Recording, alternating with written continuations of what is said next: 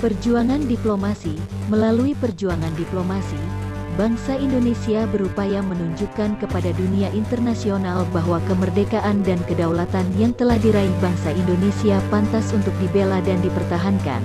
Selain itu, bangsa Indonesia juga berusaha menunjukkan sikap dan itikat baik dalam menyelesaikan perselisihan dengan Belanda.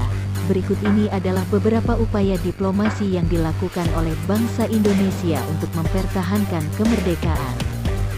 Perundingan Linggajati. Perundingan Linggajati adalah perundingan antara Indonesia dan Belanda yang dilaksanakan di Linggajati, Kuningan, Jawa Barat. Perundingan Linggajati dilaksanakan pada tanggal 10 November tahun 1946. Perundingan ini menghasilkan beberapa kesepakatan yang ditandatangani secara resmi oleh kedua negara pada tanggal 25 Maret tahun 1947. Hasil perundingan Linggajati adalah sebagai berikut. 1. Belanda mengakui secara de facto wilayah Republik Indonesia, yaitu Sumatera, Jawa, dan Madura. 2. Belanda harus meninggalkan wilayah Republik Indonesia paling lambat tanggal 1 Januari tahun 1949. 3. Republik Indonesia dan Belanda sepakat membentuk negara Republik Indonesia Serikat, RIS, di mana salah satu negara bagiannya adalah Republik Indonesia. 4. Dalam bentuk RIS, Indonesia harus tergabung dalam Commonwealth atau Persemakmuran Indonesia Belanda dengan Ratu Belanda sebagai ketuanya. Meskipun persetujuan Linggajati telah ditandatangani, hubungan Indonesia-Belanda tidak bertambah baik. Perbedaan penafsiran mengenai beberapa pasal persetujuan menjadi pangkal perselisihan. Penafsiran itu misalnya, sebelum RIS terbentuk, Belanda menganggap bahwa Belanda berdaulat atas wilayah Indonesia, sementara Indonesia menganggap bahwa Indonesia yang berdaulat sebelum RIS terbentuk. Belanda tetap kukuh terhadap penafsiran tersebut.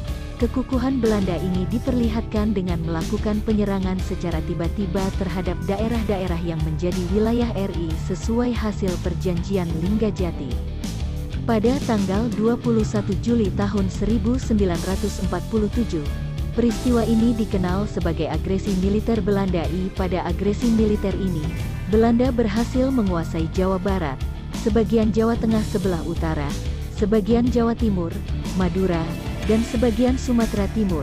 Untuk menghadapi Belanda, pasukan TNI melancarkan taktik gerilya.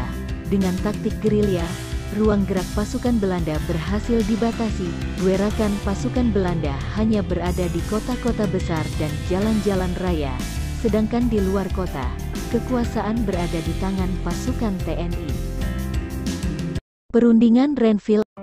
Agresi militer Belanda mendapat reaksi keras dari dunia internasional, khususnya dalam forum PBB. Dalam rangka usaha penyelesaian damai, maka Dewan Keamanan PBB membentuk Komisi 3 Negara, KTN, negara-negara anggota KTN yaitu Australia, pilihan Indonesia, diwakili oleh Richard Kirby, Belgia, pilihan Belanda, diwakili oleh Paul van Zielen, Amerika Serikat, pilihan Indonesia dan Belanda, diwakili oleh Frank Porter Graham. KTN kemudian mengusulkan sebuah perundingan yang diselenggarakan di atas kapal Angkatan Laut Amerika Serikat yang bernama USS Renville yang berlabuh di Teluk Jakarta. Perundingan ini dikenal dengan nama Perundingan Renville. Hasil Perundingan Renville adalah sebagai berikut. 1. Penghentian tembak-menembak. 2. Belanda hanya mengakui Jawa Tengah, Yogyakarta, dan Sumatera sebagai bagian wilayah Republik Indonesia. 3. Disetujuinya sebuah garis demarkasi yang memisahkan wilayah Indonesia dan daerah pendudukan Belanda. 4. TNI harus ditarik mundur dari daerah-daerah pendudukan Belanda di Jawa Barat dan Jawa Timur. 5. Belanda bebas membentuk negara-negara federal di daerah-daerah yang didudukinya dengan melalui masa peralihan terlebih dahulu.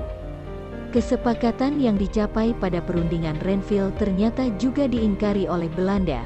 Pada tanggal 19 Desember tahun 1948, Belanda melancarkan agresi militer. 2. Belanda berhasil menduduki ibu kota RI, Yogyakarta.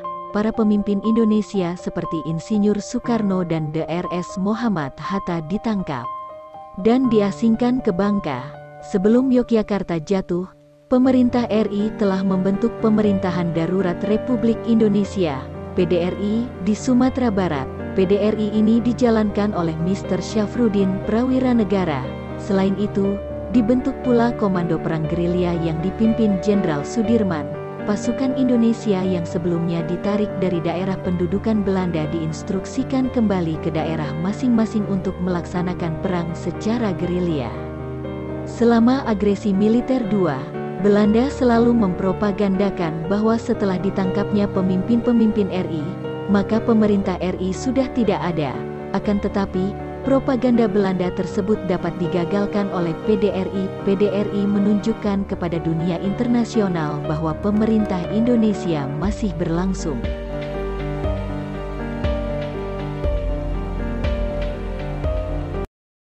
Perundingan Rumroyen, untuk mengatasi agresi militer Belanda, PBB mengadakan sidang pada tanggal 22 Desember tahun 1948 dan menghasilkan sebuah resolusi yang isinya mendesak supaya permusuhan antara Indonesia dan Belanda segera dihentikan, dan pemimpin Indonesia yang ditahan segera dibebaskan.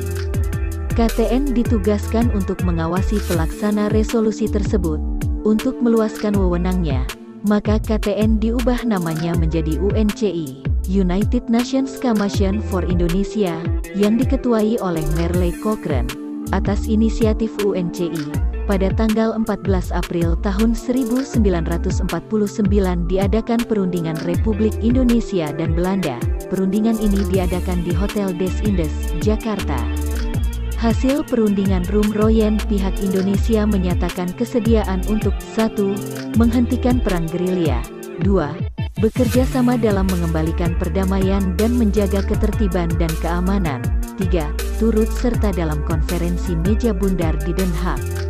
Di lain pihak, Belanda menyatakan kesediaan untuk 1. Menyetujui kembalinya pemerintah Republik Indonesia ke Yogyakarta, 2. Menjamin penghentian gerakan militer dan membebaskan semua tahanan politik, 3. Tidak akan mendirikan negara-negara yang ada di daerah yang dikuasai oleh Republik Indonesia sebelum tanggal 19 Desember tahun 1948, 4. Berusaha dengan sesungguh-sungguhnya supaya KMB segera diadakan sesudah pemerintah Republik kembali ke Yogyakarta.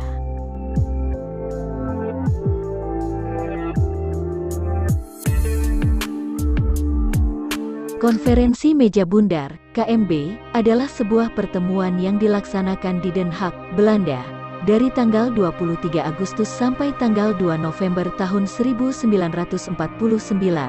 Konferensi Meja Bundar merupakan tindak lanjut dari perundingan-perundingan sebelumnya. Konferensi ini merupakan titik terang bagi bangsa Indonesia dalam upaya mempertahankan kemerdekaannya.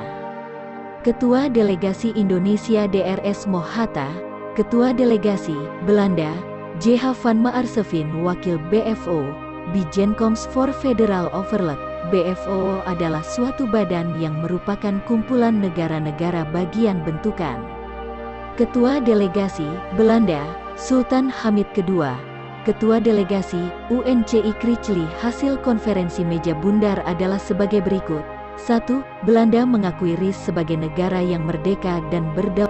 2. Pengakuan kedaulatan dilakukan selambat-lambatnya tanggal 30 Desember tahun 1949. 3.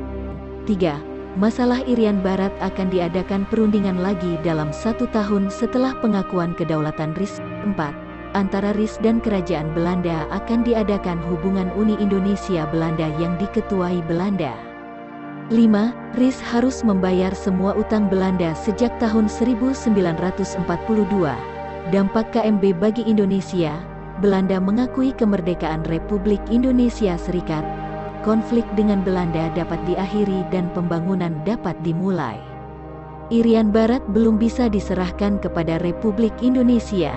Negara Indonesia berubah bentuk menjadi negara serikat yang tidak sesuai dengan cita-cita proklamasi, sebagaimana kesepakatan yang diperoleh pada konferensi Meja Bundar pada tanggal 27 Desember tahun 1949, pemerintah Belanda menyerahkan kedaulatan atas Republik Indonesia Serikat. Penyerahan dan sekaligus pengakuan kedaulatan tersebut dilakukan di 2 tempat, yaitu di Belanda dan di Indonesia. Di Belanda, penyerahan kedaulatan dilakukan oleh Ratu Juliana kepada Kepala Delegasi RIS Drs Mohatta. Adapun di Jakarta, penyerahan kedaulatan dilakukan AHJ Loving kepada Wakil Pemerintah RIS, Sri Sultan Hamengkubuwono IX. Penyerahan kedaulatan ini menandakan berakhirnya masa penjajahan Belanda di Indonesia secara formal.